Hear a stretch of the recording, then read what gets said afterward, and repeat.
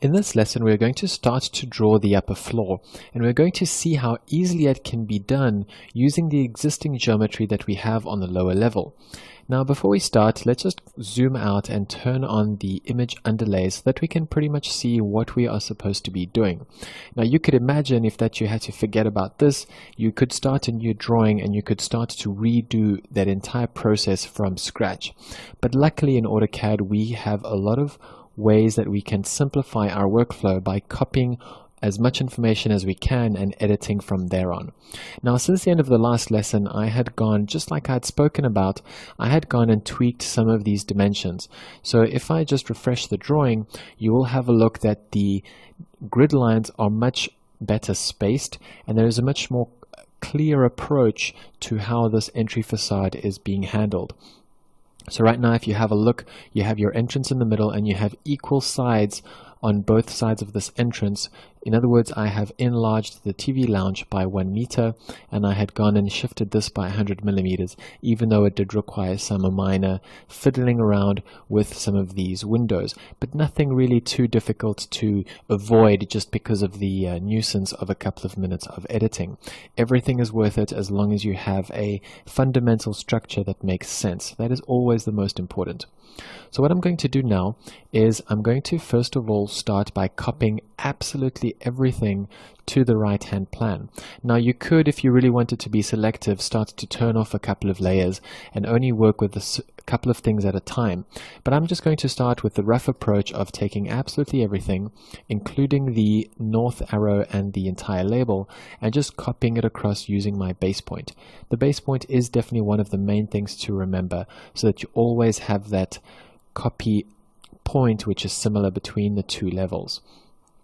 So right now you can have a look at your plan and you can start to see where you need to adapt this plan so that you can start to make the changes on this level. So one of the things you'll see is the same. The really easy part are these bedrooms. They are designed to pretty much be the same at the top and the bottom. One of the things that are different is that we are now going to need to add the balconies that there are on the upper level. So all you need to do, you keep the windows in exactly the same place, is you're going to go and move the edge of the slab that we would otherwise step off to go out into the garden. We will now have a large balcony.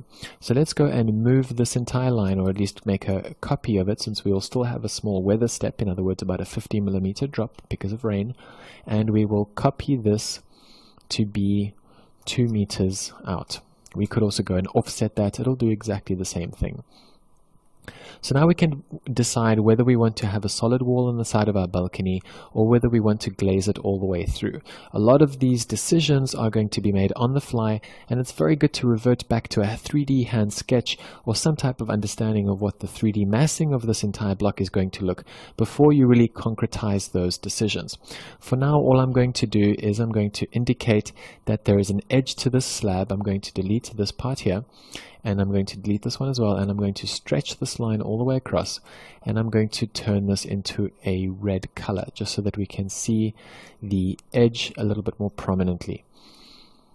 Instead of, yes, that's right, I'm going to use that slab there, and I'm going to draw a new polyline. I could actually just keep editing that one, but I'm going to draw a new one, and I'm just going to finish it off there. So again, I need to match properties. This may look better as a gray line, but then again, once we add a balcony or at least a balustrade, that handrail will definitely be red because it is higher up. So if we were only drawing the slab edge, which we're not, it would be gray, but because we're drawing a handrail, it will be a darker color. So that handrail we can go and do later as another level of detail. The other thing that we want to think about is some type of division between these two rooms.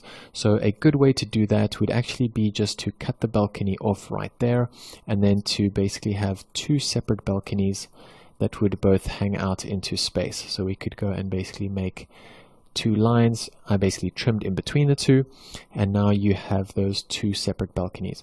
So those handrails I'm going to leave for much later. So as far as this goes, now the next thing we're going to look at is how to edit this staircase.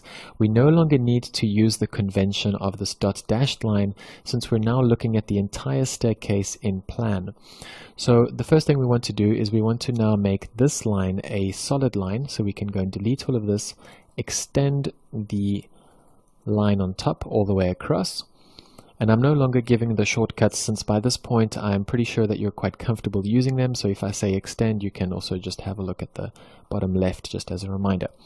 So the other thing I'm going to do is I'm going to match properties with this line, and I'm just going to start selecting the greater portions of this staircase so that we start having a solid black line everywhere.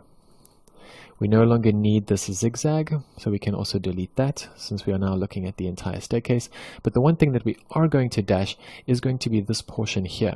Now, if you imagine this line being the portion of the slab that the staircase is cutting up into, we can also delete the line in between here. So if you imagine the slab basically having this outline, it will continue straight, and this portion will now be hidden. So now you need to re-break the staircase so that you can change that line type. And I'm just going to re-extend all of that down so that it is all flush. And this part now will be a dashed line. So I'm just going to start by changing the color into a gray. And next you can go and just turn that into a hidden line. And I think we used the factor of 100 last time. So I'm going to type 100 in there, and that's going to give me a nice neat dashed line. So there you have it. There I'm starting to make some of the changes, and I'm just going to continue here for the duration of this lesson. So we keep the arrow line in exactly the same place. We're still going in the same direction. You still need to finish the numbering system that I will do off screen. And once we get to the top, the other thing we also want to do to the staircase, of course, is have some idea of a handrail. And that we can do at the same time when we start doing the handrails around here, and pretty much the handrails around the other parts of the balcony where we will need them. So that's another layer of detail that you can do. All you need to do for the handrails, I'll just give you an example in one case, and then you can go and do the same thing in other cases. So all you really need to do there is decide first of all what type of handrail you want. If you want a 50-60 millimeter diameter stainless steel pole or a tube, you can decide on that diameter and then do an offset. If you would like a much broader, wider, flat timber member that will be a nice flat area for you to rest your arms on, you can do so. Or if you just want to do a 50 millimeter offset and then have a 25 millimeter glass, you can also do that. So that's what I've done now. I've offset this entire continuous polyline by 50 millimeters and then by 25, and this double 25 line is now going to indicate that glass that is coming up.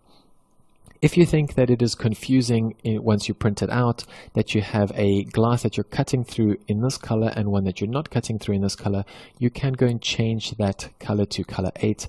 And if you think that this line is also too dark, you can change that to a color 9. So what that'll do in terms of your hierarchy is that this glass that you're cutting through is darker than the one you're not cutting through, and the slab edge much lower down is a lighter color. So all of these things can now be mirrored across to the other side. So I'm just going to delete that and press MI enter and mirror that according to my central construction line. So there we have that balcony done. So exactly the same thing will be done by offsetting on the staircase and offsetting on this balcony here. So the next thing I want to do is I want to now change how this garage is going to look. So all I need to do here is I need to decide where the actual wall is going to stop. So it's going to be in the same length or the same dimension as this. So again, I'm going to break that line, so BR, and I'm going to just do that, extend it back. So we're now dealing with separate lines. I'm going to redraw this line slightly shorter, and this line as well is now going to be the top of a roof. So we're not going to see these doors anymore since they're all going to be hidden, And what we're instead going to see is just the top of a roof, and that roof will actually overhang slightly unless it is going to be a very modernist roof that just has an internal gutter, which is perhaps what we can do in our case, since this is quite a modernist building. So we will or at least break this line so that we don't have this line here. So I'm just breaking both of those two lines and just shifting all of this back. You can also do so manually, or at least trim it if you like as well. So right now I've just simplified that slightly, and I need to do the same thing here, where I basically just start to merge this and start trimming these lines. So I'm going to continue doing all of this on camera just so that we basically get an idea of the speed and more or less the workflow.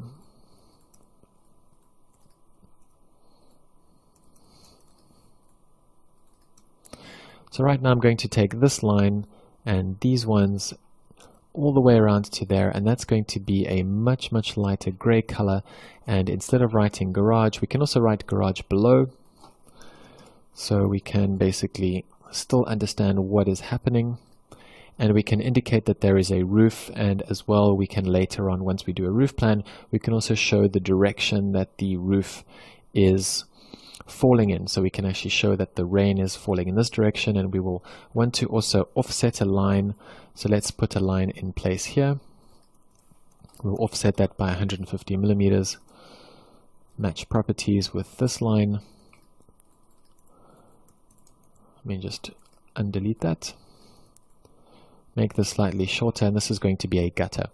So there we have it. We have started to edit most of this plan. We have only a little bit more detail to do now around this bedroom, and we'll do that in the next lesson.